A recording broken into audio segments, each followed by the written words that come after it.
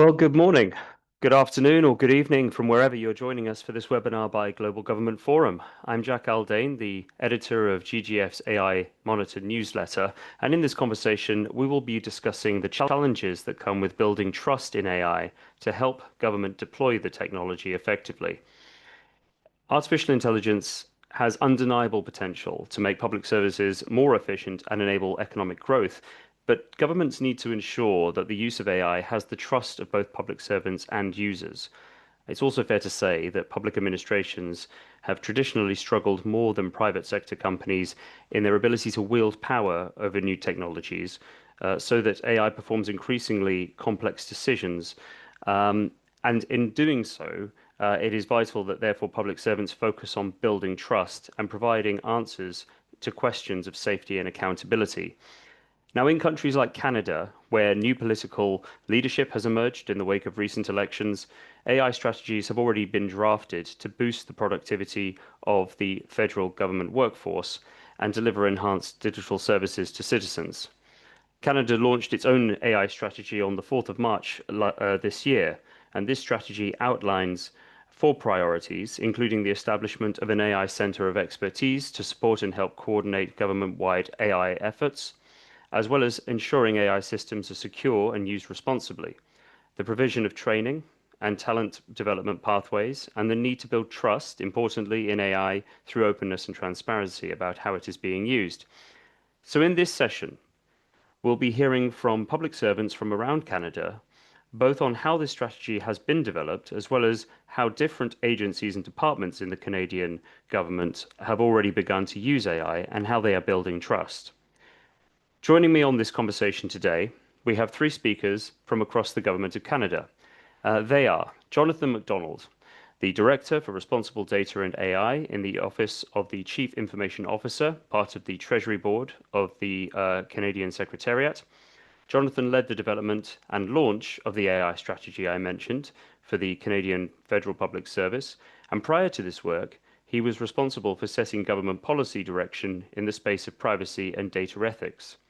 At the Treasury Board Secretariat, he has championed data ethics through key pan-government digital projects and led the development of new digitally focused privacy tools. We also have on this panel today Steve Rennie, the Director of the Director of Data Foundations and Enablement in Agriculture and Agri-Food Canada. Steve leads the artificial intelligence practice at Agriculture and Agri-Food Canada, and in June 2023, he and his team won the inaugural Public Service Data Challenge with their generative AI chatbot, which provides conversational information on government agricultural programs. Launched in early 2024, this chatbot is the Government of Canada's first generative AI tool available to the public. This work was recognised in the Clerk of the Privy Council's report to the Prime Minister and in the Government of Canada's 2024 full economic statement as an example of how government departments are leveraging AI to deliver better services to Canadians. Before joining AAFC in 2021, Steve held progressively senior roles at the Natural Resources Canada and Fisheries and Oceans Canada. With a background in journalism, he covered federal politics for nearly a decade in the Parliamentary Bureau of the Canadian Press News Agency before serving as the managing editor, for Metro Ottawa. And finally, we also have on this panel today Dr. Saeed Molla-Dawoodi, Director of the Centre of AI Research and Excellence in Statistics Canada. With over a decade of experience, Dr. Molla-Dawoodi drives transformative AI research projects and shapes responsible AI governance at Statistics Canada. Saeed has a proven track record of driving innovation and technological transformation in AI, data science, and emerging technologies, including privacy-enhancing technologies. So it's a great panel for this discussion today, and we are also very keen to hear from you, the public servants listening and watching, what we need you to know to have what do you need to know to have confidence in using AI? These are the things that you'll be learning today. How do you think public sector organizations can work to build confidence in the use of AI, both for public servants and service users? And what are the key questions you you need to ask your colleagues and services users you would need answered. So please do get in touch using the Q&A button wherever you're watching from today, and we will share as many questions throughout the session as we can. To kick things off, I want to hear from Jonathan to start with to discuss the Government of Canada's AI strategy. We appreciate that the new government is being formed, but we want to discuss how the plan was developed and what the key points are. So, Jonathan, could you take us first, please, with an answer to this? Thank you. Certainly. Thanks so much for the introduction. And yeah, it's very exciting times in Canada these days. We just came through, a charged election, and we're waiting today on an announcement on cabinet posts. And we know that we've seen a platform with a lot of interesting and ambitious initiatives. So we're really looking forward to the next few days as we welcome ministers to and start driving really this agenda forward. So on the strategy, the work was really shaped over, well, it took a little over a year to do from, tip to tail, but a lot of the work was spent through an extensive consultation campaign. So this consultation campaign included academics. In fact, it's kicked off with academics. Our president at the time launched a roundtable with academics and research institutes in Canada, and we also then met with bargaining agents, industry representatives, both from small and medium-sized enterprises to as well as large multinationals. Civil society groups we also engaged with, as well as Indigenous groups and the Canadian public. So it was quite extensive. There is a what we heard report online that summarizes the discussions that took place, but generally this feedback really helps shape the strategy, which focuses on sort of has four main adoption priorities that I'll quickly run through.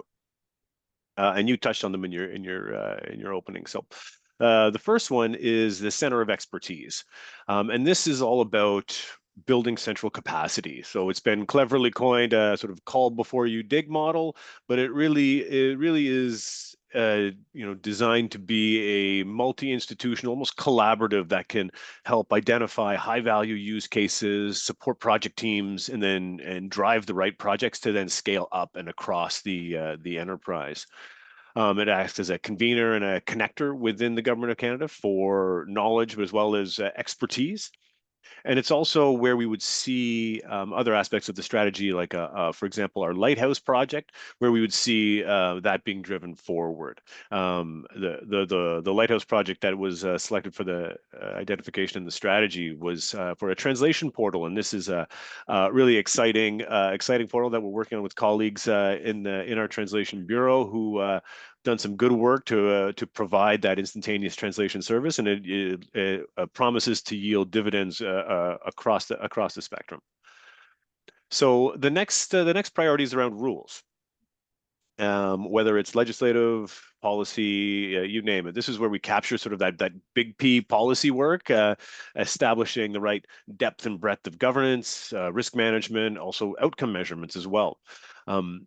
Other pieces to focus on in this space are the AI roles within institutions. Again, it's I say this often. AI is one of those files that doesn't respect policy boundaries, and so is it within the data offices, is it within the CI, the chief information officers, or is there a chief service officer or a digital officer? There's lots of ideas in this space right now, and I think finding some cohesive direction is going to be useful within our context, as well ensuring that our policies are ensuring that they're usable, that they're not too cumbersome, and that they balance the right sort of risk management with with the sort of supporting innovation. Another key feature is we want to identify upstream opportunities to change how we as a government design and implement programs. So what can we do way at the start when these programs are just being conceived? What can we do to ensure that they are infused with the right sort of responsible think AI approach as we build them out? And then, of course, this is also where we would want to support the implementation of there's a Government of Canada data strategy, and we want to ensure that this AI strategy acts as a supporting mechanism and driver for that data strategy, as it is really a proxy for AI readiness. The third priority area is on talent, and this one's pretty straightforward. I think globally there is a recognition that AI talent and skills are very much in demand and it's a demand that far exceeds supply. So this is where we want to reinforce sort of coordination within the existing lead areas within the Canadian government that sort of focus on people management, whether that's our central sort of training institution, or whether it is the policy lead for all things human resource related, or there is also a group that focuses specifically on digital talent and competencies. And so bringing these three groups, who are already closely knit, bringing them to sort of focus on what is needed in the AI space. And this is going to include curating learning paths for public servants, which is going to depend on your relationship to AI, because depending on how or where you sit in an organization, your relationship with AI is going to be different, whether you're a frontline staff, a manager, an executive, or you're an advanced technical practitioner. So all of those are going to require slightly different skill sets. And the last pillar that I'd like to highlight is trust. And there's lots of work here too. It's where we would focus our efforts to build that social license with the public and how the government uses AI, and through that there is many different ways that we can approach this. But starting with a focus on engagement and transparency, and so looking at how we can communicate with the public. And as well, how can we sort of identify where we are using AI, also define where we won't use AI as well. So, and getting into meaningful engagement processes with public and client groups when we are developing significant AI systems. So all of these pieces are going to sort of serve to support that trust aspect. I think I'll cap it there. Thank you very much, Jonathan. That's an excellent summary and a really great outline of each of those pillars that, as you say, were mentioned at the top, but which you really fleshed out. So, Steve, I want to come to you next to ask about the work that Agriculture and Agri-Food Canada is doing. How have you developed AI tools in your organization, and not just developed them, but also deployed them? Yeah, absolutely. So thanks, first of all, for having me to be here today. It's always a pleasure to join the Global Government Forum for these events. I guess I'll start by saying that at AFC, we have been doing different forms of artificial intelligence for a number of years. So predating any involvement of me and my team, we had scientists who were working on AI applications for very specific projects. But towards the end of 2022, we really decided that it would be good to scale artificial intelligence across the organization in a more corporate way. So taking it out of the hands of science-specific applications and looking at ways that we could make it available to all employees. And that dovetailed really, really nicely with the launch of things like ChatGPT and other generative AI tools that were kind of coming on stream. So we kind of took a three-pillar approach that I'll talk about. The first was to build the team. The second was to build trust, and the third was to build the tool. And so I'll talk about that in the context of this generative AI chatbot that you mentioned in the opening AgPal chat. First was building the team, and we really decided that this was something we wanted to do in-house. We wanted to build up internal capacity so that we had continuity, so we had the ability to transfer knowledge, and that we weren't dependent on outsiders to be able to do the work that we needed to do to advance artificial intelligence. So first thing we did was we looked across the organization. We brought together employees that had a background in AI. So they either studied it or they had some exposure to it in their work, or they had experience in sort of related technologies like automation. And so we sought out those employees first and had them form the nucleus of the team. The second thing we did was establish partnerships with Canadian colleges and universities to build what we're calling talent pathways, or talent pipelines, we've referred to them as. And this was essentially ways that we could have the ability to work with students in these different colleges and universities. So either in co-op placements or through in-class projects that we were able to put together. And that was a really great way to sort of bring in additional knowledge from these students who are studying at the bleeding edge of AI technology, and have them have the experience of working with us and getting the experience of working in a government department. So it was a really great experience for everybody. And then the last one was through these sort of hackathon type events that we held. So before we launched AgPal Chat, we got together folks from all across the organization for a day to just really focus on defining what problem it is we were trying to solve before any technology was ever chosen. So we brought together folks from our policy and our programs and technology teams. We brought in senior management to get their support and buy-in.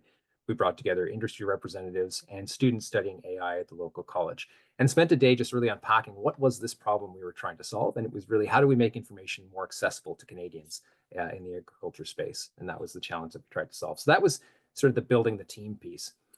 The next was building the trust across the organization. And that really comes down to communication. So it was looping in people early and often to let them know what it is we hope to do, try to understand what challenges that they saw, and how could we work with them to sort of resolve those challenges. So a lot of dialogue with folks right across the organization, speaking with our colleagues outside the department. So whether in Treasury Board or PCO or any other organization across the government, we made sure that we were well connected on that front. And just constant and continuous communication throughout the course of the development of the project. And then the last one was building the tool. So I mentioned the hackathon as being instrumental to really launching the project. Once we had that, it was just a matter of figuring out, okay, so how do we work with our program team who administers this AgPal service to develop a tool that would actually meet their needs and meet the client's needs in a way that would be kind of interesting and new. So in this case, using generative AI technology. And so that took a number of months, and actually we had a nice driver in the form of the Public Service Data Challenge, which was our opportunity to build this tool as part of that competition, which we were fortunate enough to win. And the great part about the competition was once we had been successful in it, it gave us a mandate and a clear sort of validation of the work we've been doing to go forward and launch the tool. So that as much of the sort of work we thought we'd done ahead of time in communication and trust building, we had to do maybe 10 times as much after the fact to get this tool anywhere ready for launch. So it was a matter of consulting closely with our colleagues in privacy and ATIP and official languages, our equity-seeking groups. We made sure that we worked very closely again with communications and senior management, minister's office, all the way across the organization and outside the organization. So again, working closely with TBS, PCO, SSC, and other organizations in the Government of Canada before we were ready for launch. So all those pieces together culminated in us launching AgPal Chat last spring. And then it's been a continuous evolvement. So we monitor it, we track it, we see what kind of user feedback we get, and we make tweaks as we go. So it's never sort of a finished product. It's very much a work in progress. Excellent, Steve. And you mentioned there that you've done a lot on communication, and we know that communication is key. But have you had to tackle any skepticism? Perhaps briefly, you can describe if you've had any hurdles of that nature come up in the process. Yeah, certainly. There's, I think there's sort of two general buckets of skepticism. I think there's the skepticism of, will this replace me in the job I'm doing? And then there's the skepticism of, I don't really trust this technology, so help me find a way to trust it. In the first part, it's really just about being clear that AI is a tool like any other tool at your disposal. So the same way that you use Excel to tabulate, large number, series of numbers in a spreadsheet, and you don't do it by hand, AI is a technology that you can use to generate content if you're using generative AI or any other form of artificial intelligence technology. So it's really being clear that it is really meant to augment your work. It is not meant to replace you in doing your work, and that's really key. And on the trust building, it's showing that you're listening is the biggest thing. So we formed an AI ethics committee last year that brings together folks from our equity-seeking groups in the department. We meet on a quarterly basis, and it's a good forum for folks to raise concerns, discuss AI developments, and really be able to respond to some of those concerns and take those away as we build our AI tools. And then just in terms of regular communication, we are very active in our weekly departmental newsletter. So any new AI development, we tend to share it out through that medium, and then other forms as well. So whether it's a Teams message or different presentations and meetings across the department, we've been very active with that. Excellent, thank you. And finally, Saeed, to follow up with you, we often hear that it is important for public servants to understand the potential of AI. How can government help civil servants understand the potential of this technology and join that together with the problems that government face today? Yes, first of all, thank you for the invitation. It's great to be here, and thank you again for setting up this great panel and then being involved in this discussion. Yes, this is in fact, as it was mentioned earlier by Jonathan, this is one of the pillars of the AI strategy for the federal public service. It is um, important that not only we talk about the opportunity, but how do we upskill and reskill. So I think the first item and the biggest item in this area is AI literacy and training programs. It is important to have or to set up comprehensive maybe training or AI literacy program tailored to different tiers of users. We have to acknowledge that there are different types of users or um, and then maybe based on different levels of the expertise of the technology.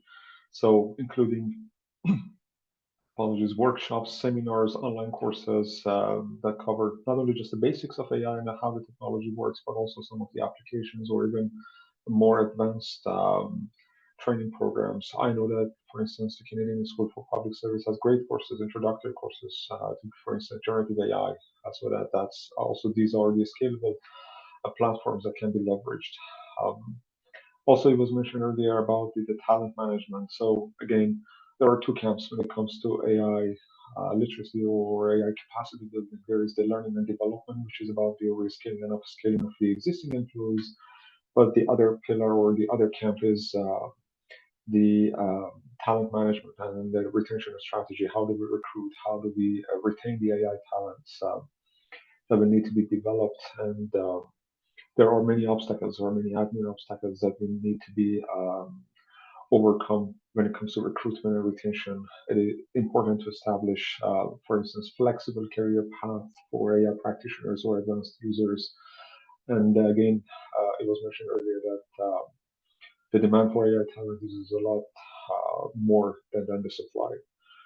Also, among other initiatives could be interdisciplinary collaborations between federal departments, and that will also help improve the AI capacity overall at the public service, and it will also help deepen the employees' understanding of the specific problems and the context in which or within which how AI can help mitigate the problem.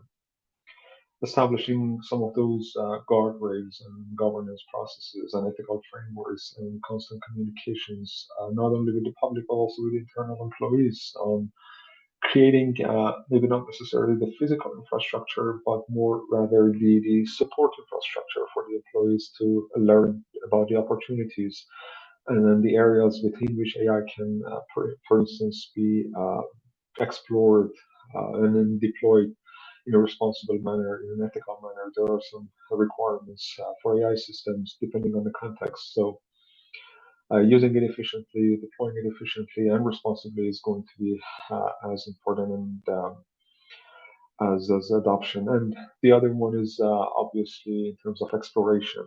So piloting projects, experimentations, having the physical infrastructure and then the environments, sandbox environments for employees to engage in exploration, encouraging, for instance, pilot projects and innovations with AI technology, providing safe and secure environments for testing and learning how, for instance, public service and civil servants can explore AI's potential.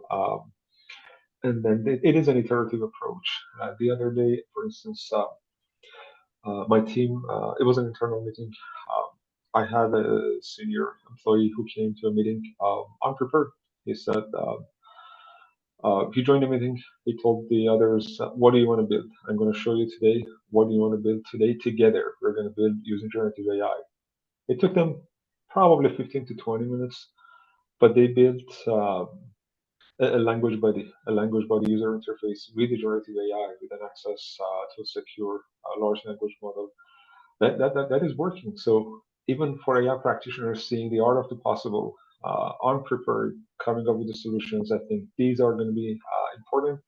But at the same time, we have to acknowledge that yes, there are there is an immense amount of opportunities when it comes to AI and its adoption in the government, but there are also real risks that will need to be mitigated. Those downside risks are also important, and it is important for the government to specifically within the public sector to mitigate the downside risk to avoid impacting various groups, minority groups. So it is a balanced approach, and AI literacy and AI capacity is going to be one of the key pillars, and it is already in the Government of Canada's AI strategy. Excellent, Saeed. Thank you very much. I should like to take this moment to remind the audience that now is the time to submit your questions. Please don't hesitate. We'd love to hear from you. But Saeed, to build on that, beyond the public service understanding, public trust and policy are obviously very big challenges. How would you build public trust and understanding beyond that, beyond just understanding the complexities of public services? Yes, I think it was Steve mentioned earlier. This is a constant communication. It is absolutely crucial to be transparent with the public on how AI is being used, where it is used, in what context it is being used. If it is being replacing, for instance, an administrative decision that could potentially impact the public, it is important and crucial to document the AI projects and to have these AI governance frameworks that are applied within each department as well as within the Government of Canada. And maintaining that transparency is going to be crucial. And one way to do that is, for instance, to establish, I think it is also part of the AI strategy, a public AI registry for all AI projects that are within the government. Are they publicly available, open to the public for consultation, for scrutiny? If there are questions, contact information are available, and this is all part of a holistic approach to build trust. It is when it comes to any technology, AI is a tool, AI is a technology like any other tool. When it comes to adoption of a technology, there are three things to consider. The first is obviously the technology itself. Does it work? Is it working within the context that I'm exploring? And the second is the policy and the legal aspects. Are we even allowed to use the technology? Is it approved or not? And what are the risks there? And the third is a social aspect, is a trust in the technology. We can have the best technology in the world, but if there is no trust, if the public doesn't trust it, there is no point using it. So building that social license and social acceptability is going to be as crucial and probably even more complex to navigate as the technology itself. I'm in the innovation space in the government. I have, for instance, other portfolios. One area that we are exploring at Statistics Canada is the potential applications of, for instance, privacy enhancing technologies within the government.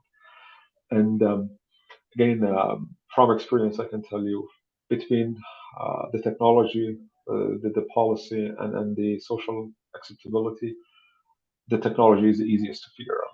There are a lot of social, for instance, issues to navigate. There are a lot of policy issues to navigate.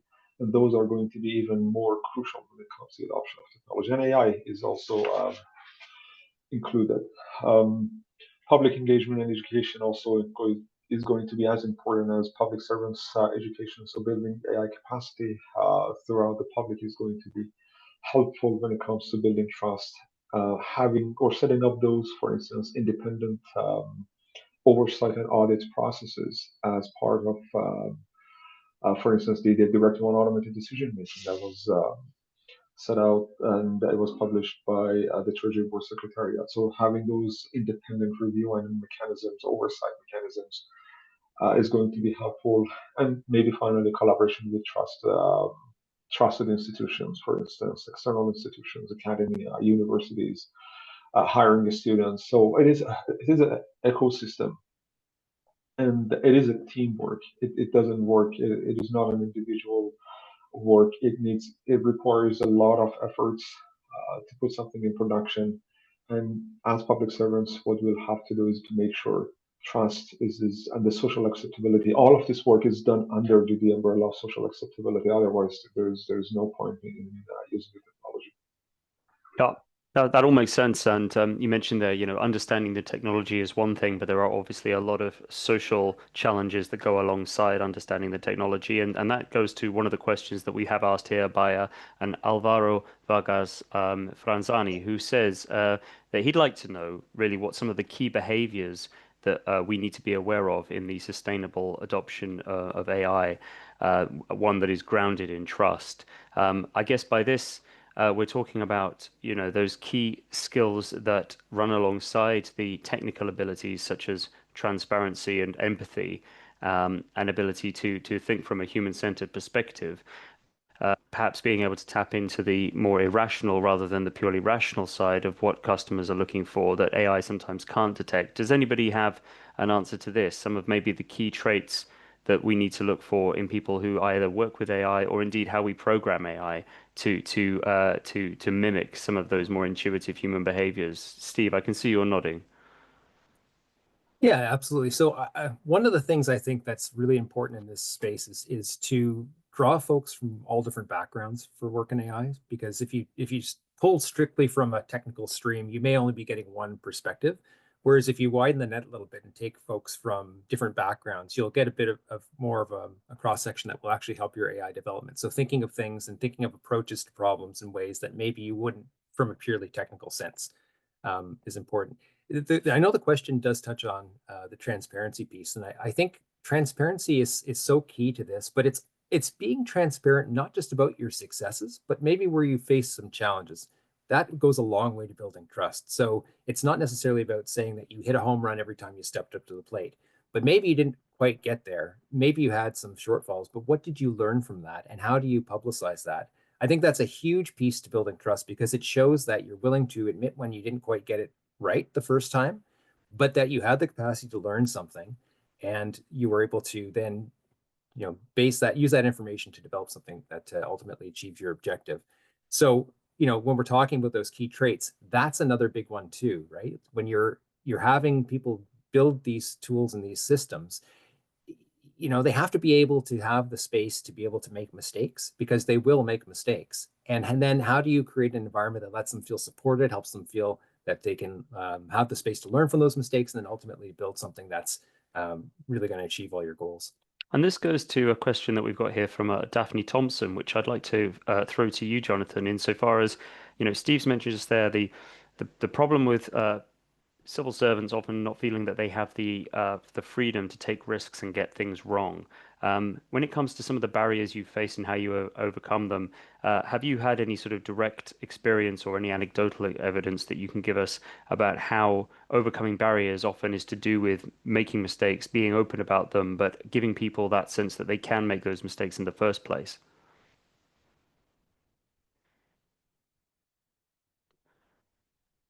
Sorry. Yeah. No problem. Yeah, no, it's a great question. So I think we're sort of all living a very similar life in that there's a lot of the fear of the unknown and the trepidation and and Steve was touching on a lot of the really key aspects about why it's important to bring in or to sort of multidisciplinary teams and from a variety of backgrounds to try and help ensure that you're on the right footing.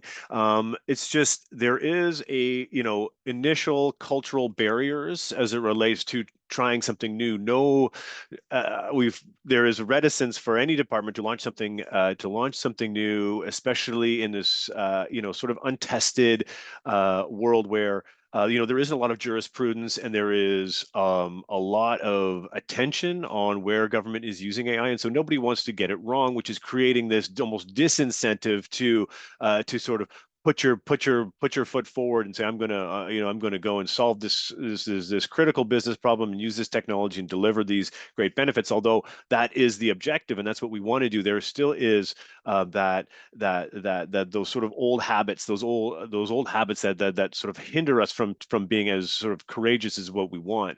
I think there's in terms of moving through that, and I'll just pick up on some of the points that Steve was making as well.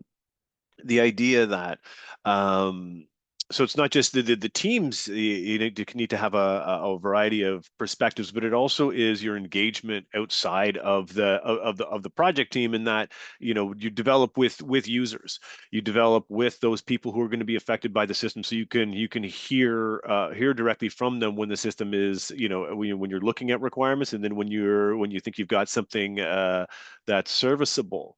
Again, I just want to +1 on the point of working in the open and failing forward. This is and talking about culture shift, that's one, right? Where the more open we are and the more we put out there, we really enforce trust, because we are sort of bringing down that veil of that veil that was in front of some of these projects before, and in this environment where there is some reticence to talk about where things didn't go according to plan, but we all know that's your best laid plan is really just a roadmap of what likely isn't going to happen. So it's and just recognizing that and having that open conversation, I think, is really important.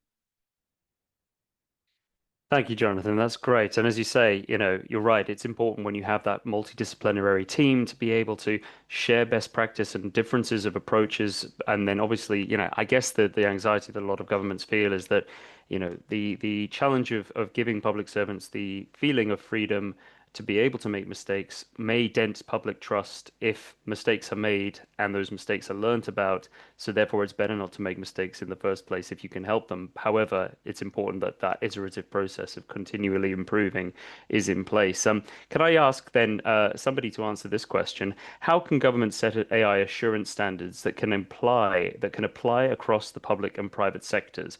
So here we're talking about standards here, and standards are what sometimes help build up trust among the public. The fact that there are recognized, standardized protections in place that ensure quality, ensure a formulaic approach. So how those standards can apply across the public and private sectors. Does anyone want to answer this? Yep, maybe I can take a crack at it. So that's a great question, actually. So standards are developed and then they are adopted on a voluntary basis. So these are, for instance, international standards on the quality of AI systems. So there are existing ISO, for instance, standards that can be adopted depending on the mandate and then the context within which the agency or the federal government or department is functioning. But some of them are quite broad in terms of the quality assurance, the quality of the data that is brought in for an AI project. So the verdict or the gist of the message is, yes, the standards exist, international standards, and also we have national standards developed by the Digital Governance Council of Canada in the Canadian context. And depending on the mandate, depending on the work, depending on where AI can be used, these can be adopted. So some of them are really global, the quality of the data, the quality of the model and the outputs. And then these are broad enough and then they are global enough to be adopted across the board, across the agency. It's about, as part of maybe implementation plan for the AI strategy, there is work on identifying some of those pioneering use cases, and some of them will have common traits. An example is chatbots. So there's going to be more and more of these chatbots coming. But how are we assessing their quality? There are lessons learned. Agriculture Canada has done that. They have lessons learned. These can be leveraged across the board. These are public facing, so there are scrutinized. These models and these chatbots are scrutinized more, and we have standards that touch on, for instance, quality of these large language models, specifically public facing. And again, depending on the context and depending on the use, some of these can be broadly adopted, and part of the AI implementation, AI strategy or GCAI strategy implementation plan could involve identifying those common platforms and common quality assurances or quality issues to be adopted or to be disseminated and then broadcasted across the federal departments. Excellent. Anyone else? Otherwise, I'll move on to another question. The question of how international collaboration can help tackle AI risks across borders. I think that's one that's important to address. Again, Steve, I can see you're nodding. Would you like to take that one on?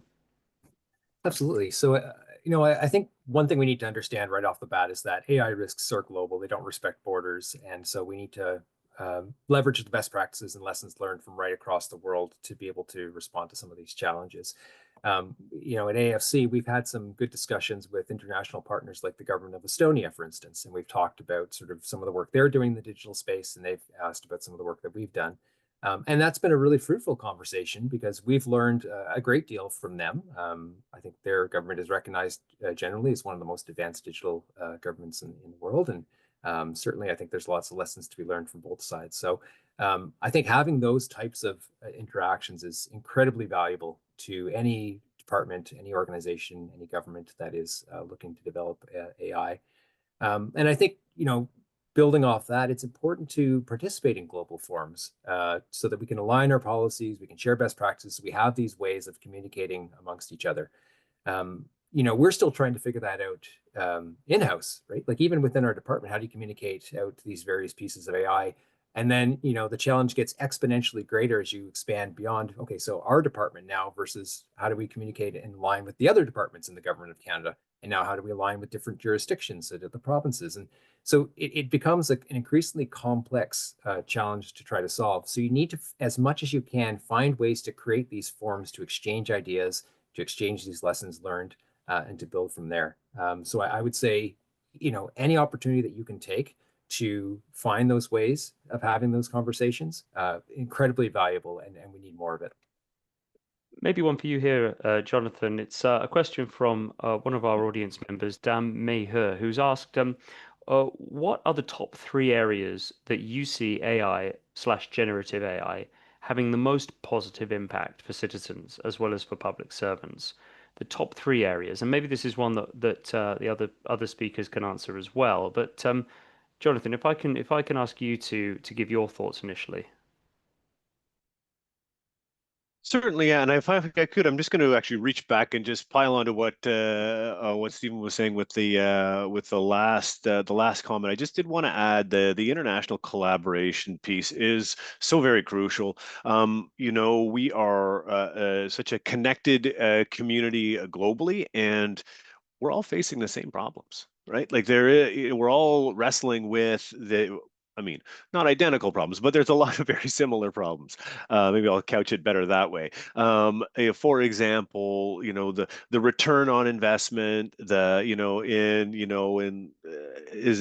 is a constant challenge with that governments around the world are looking to address. And then in government styles similar to ours, you see there's often data access issues, and so we're all looking at a very common swath of problems, and you're seeing some really, really interesting solutions in various areas, some of which can be applied to our sort of Westminster style. Some can't, but at least you see where the ship is heading from a global standpoint. So it does offer you some great context to bring back to your own institutions. When it comes to top 3 ways in which public servants can support, or top 3 ways that we're using AI and with real benefit, so we see the productivity gains that are happening as a result of widely accessible LLMs like Copilot or ChatGPT and the likes, and we see that for these sort of administrative aids to help develop some initial drafting of content, and that's been really interesting to not only see how it can evolve the way you work, in that you're not a drafter anymore, you're an editor. And so that's been an interesting evolution to a lot of roles that have started to use these kind of tools. And then you see there's projects like the ones at agriculture with these chatbots have been really beneficial for again finding these services and enabling that interactive window with government websites. And so we're seeing some interesting work in that space as well. And so and these just keep popping up. I don't go a week without hearing about a new project that has another sort of spin on some common business problem that we're all facing. There was another one where we're, again, Westminster system, and we spend a lot of time and energy in the, looking at what's happening in Parliament. And so there's a lot of great tools that are, these in these use cases that are sort of recognized to be these high value use cases for some of the generative LLMs. So summarization and like I said, for content drafting and things like that is really where we're seeing a lot of early gains. But I think as we start to embed and adopt some deeper business process renewals, we're going to start seeing sort of a different kind of efficiency rather than sort of these, other than the ones that are in like the 5 to 10% range. Well, here's another one for each of you. Again, it's from Alvaro Vargas Franzani, who asks really what your current biggest ambition is around trust in AI within the government of Canada and with Canadian citizens. If you could name sort of the biggest thing that you would like to get right and to see manifest as real positive change, what would that be? If I could maybe start with you, Saeed, and then we'll go to Steve, and then we'll go to Jonathan in that order. Yes, that's actually a great question. So for Statistics Canada, I think when it comes to AI, by the way, AI means different things to different people. AI is one of those words that is, for instance, like transportation. Transportation means different things in different contexts to different people. So AI is one of those. But overall, when it comes to artificial intelligence and how it is applied and adopted at Statistics Canada, what we're looking at is, for instance, increasing organizational productivity, which I think is not unique across the board within the federal government. One of the main purposes is to increase or improve some of those and boost organizational productivity, as well as enhancing our service delivery. So this is something we are embarking on, the adoption of AI to make sure our information, our official information, are broadcasted and are available and are accessible to Canadians.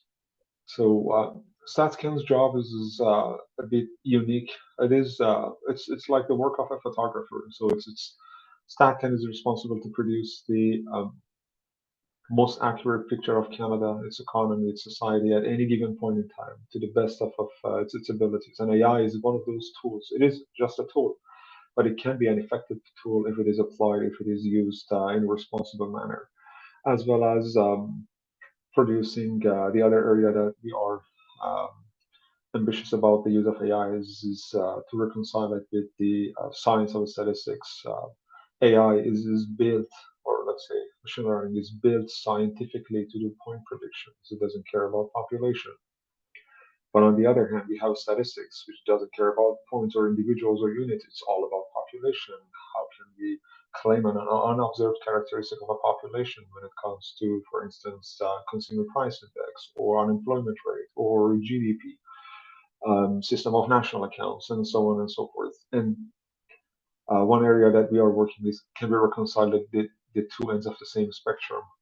And finally, it's about supporting evidence-based decision making. So can AI help support macro decisions that are made at the macro level? And then these are our ambitions when it comes to AI adoption. And again, all under the umbrella of social acceptability. We need to have that social and public trust in the technology to be able to use it to achieve these objectives. That's good. Okay, over to you, Steve. I would say for me, the biggest one is accessibility. And what I mean by that is just breaking down any barriers to understanding and comprehension. And AI, and particularly generative AI, is a fantastic leveler of that because, even if you take the example of our chatbot, you may not like to go to a government website and read a very long, lengthy text-based page. It may not be the way that you consume your content in the best way. You might like shorter information. You might like bullet points. You might like rhyming. You might like, there's so many different permutations, so many different ways you can have the content presented to you using something like generative AI. And so for me, I think that is the greatest promise of this technology is to be able to, now you've taken someone who may not want to interact with your content. You have someone who may go to a web page and become very discouraged when they have to sort of navigate through lots of content to try to figure out what it is that applies to them. Now you have a way that you can actually have someone personalize the information to their specific set of circumstances, which is an incredibly powerful tool. And I think, with the technologies out there now, this to me stands out as the most important aspect, especially as a government delivering services to Canadians and providing information to Canadians. Being able to have that content tailored to the individual person viewing that content and consuming that content, just amazingly powerful. So that's where I would say is my my biggest area of importance. Thank you, Steve. And finally, Jonathan, the biggest ambition you hold in terms of AI and its potential to shape public services positively.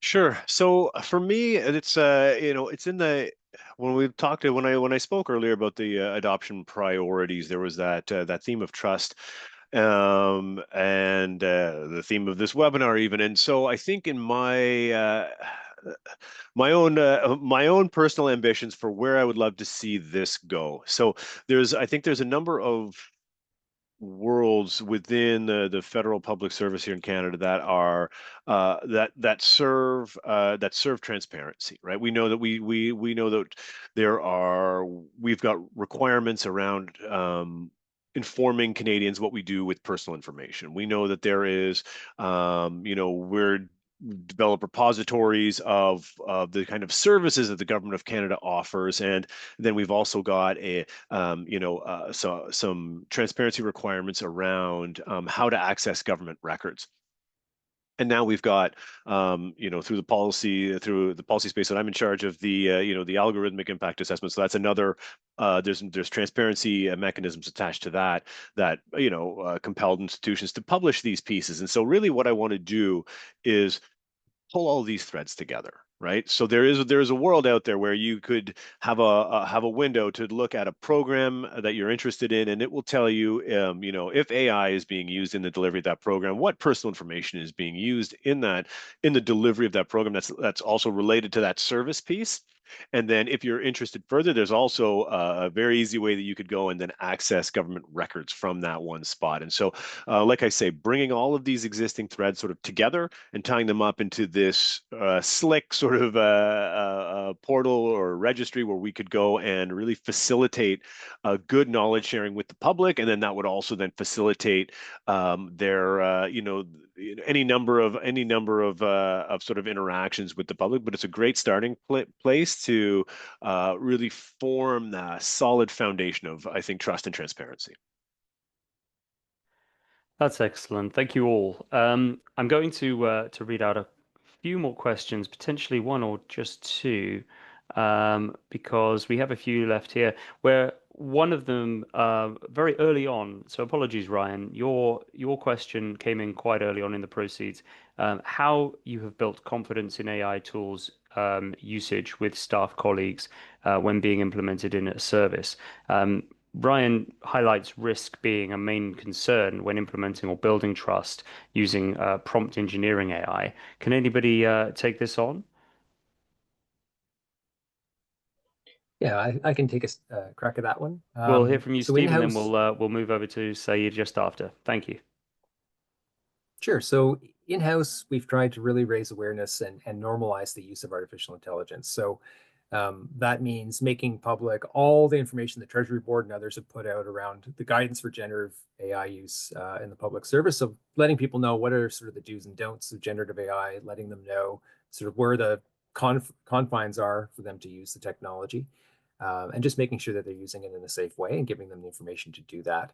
But also normalizing it. So it's sort of breaking down the stigmatism of using AI as sort of like a crutch. It's not to be viewed like that. It's to just be open about using it, to say, I drafted this summary of this meeting using AI, or I generated this, document with AI, but I've edited it and things like that. So just being open about your use about it, I think, goes a long way to increasing that trust and increasing that adoption of the technology. So it's not something that you're sort of secretly using on the side and hoping nobody knows that you used AI. That's absolutely not how we hope the technology is used. We want it to be just another tool. So in the same way that nobody asks me if I prepare a calculation, whether I used a calculator or an Excel spreadsheet to prepare that information, it's sort of assumed that I have.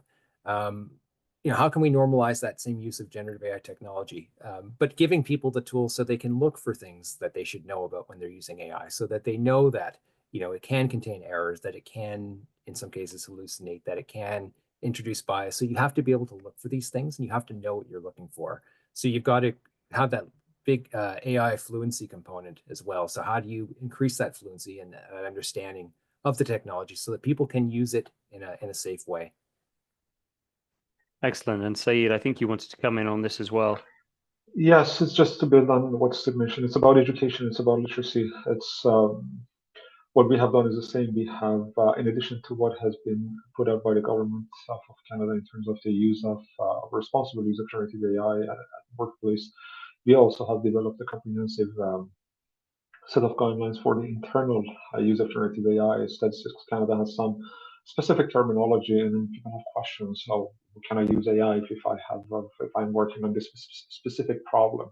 So we have also developed internal guidelines for the use of AI, and as Steve mentioned, it's about encouraging employees, giving them the support they need to explore, and the physical as well as the support infrastructure for them to not only engage and start exploring the technology, but also making sure that there is an awareness of the risks. There are risks related to algorithm in terms of biases, hallucinations, copyright infringements. Even in the design phase for more advanced users. So tailoring these communications and these guidelines based on the different tiers of users, different personas, and then making awareness of the risk, for instance, the algorithmic, as I mentioned, the data governance, the privacy issues, the operations risk in terms of all the controls that need to be in place, as well as the risk related to talent. So again, it's a team working, and then awareness education is a big piece to make sure employees are engaged, they are enthusiastic about the use, while also aware of potential risk, and they have the tools and the information they need to adopt them responsibly. Just one last question, and whoever feels most keen to take it, please feel free to just jump in. But we've often raised this question at Global Government Forum, particularly since the hype of AI really took off over the last 3 years. Why it is that, and this relates to digital and data in general, in fact, but why public trust is so hard to capture for the public sector versus the private sector. There is a clear difference between the willingness with which people will give their data or adopt or subscribe to an AI product that's produced by a private company versus anything that government wields. Does anyone, in thinking about this problem and thinking about it as a challenge for governments to overcome, does anyone want to offer any either theories about this, about why, or indeed just ways in which they think communication needs to be adjusted to address that whenever government is seeking to roll out an AI product? Yes, maybe I can start. This is a great question. I don't have an answer, but I would just like to comment that this is exactly the reason at Statistics Canada we are exploring the use of technology to not necessarily AI. Here I'm talking about other technology in the forms of, for instance, privacy enhancing technologies to showcase the ability of technology adoption to produce insights without ever needing the data, the microdata, the sensitive data, the data people maybe won't feel comfortable sharing with the government. The discrepancy between the private and the government, I don't even have a theory. Maybe private is driven for profit, so maybe if people pay for a service, they expect a product or maybe a service, and they're more willing to share their data to get what they've paid for. With government, it's a different story. So government functions in a different manner. We are non-for-profit, and we have different mandates to service, for instance, Canadians. And my point is there are technological tools out there that can also help in this situation. Do we even need the data to produce insights or statistics? Turns out, in certain cases, no. We can study sensitive cases, important questions, phenomena in the society in different forms without ever needing to bring the data. We are in the exploration phase. We don't have anything in production, but the exploration results are promising.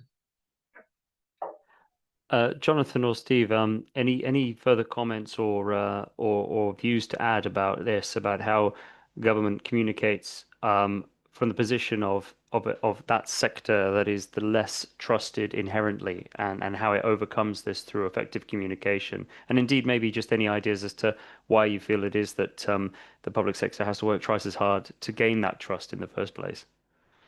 Jonathan, I can see you're unmuted.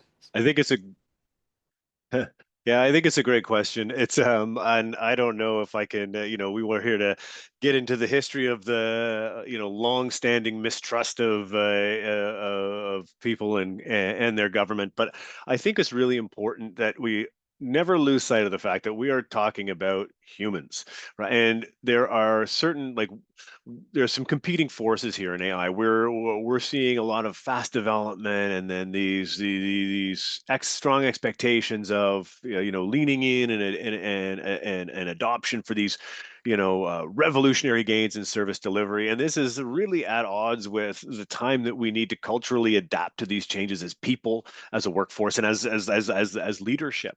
And so this tension that I think is at least in part sort of fueling some of that reticence or hesitation or just general mistrust. And we know that it's true, we sort of start from a premise that trust is low, and we have to work very hard to build it, and we can also lose it in a flash with the wrong misstep. And so all of these sort of risk calculations about trust are those are really quite central to our willingness and our appetite to really take these courageous steps forward.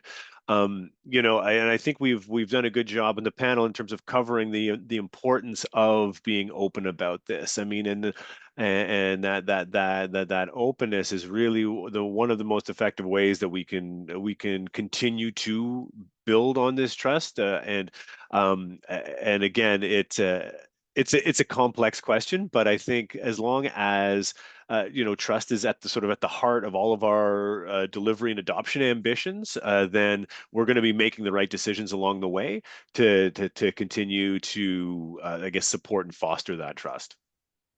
Excellent. Thank you, Jonathan. And you're absolutely right. The panel has done an excellent job of unpacking all of those challenges and describing this current state of play within the Canadian government in terms of trying to develop and harness the potential of AI to better public services. And so that is where I will bring this session to a close. Thanks very much to our panel for joining us today, and to everyone watching along with us. Some great questions from the audience, so thank you again to everybody who asked. You will be receiving a recording of this session when it is available in the next few days, and also a report on the session in the next few weeks too.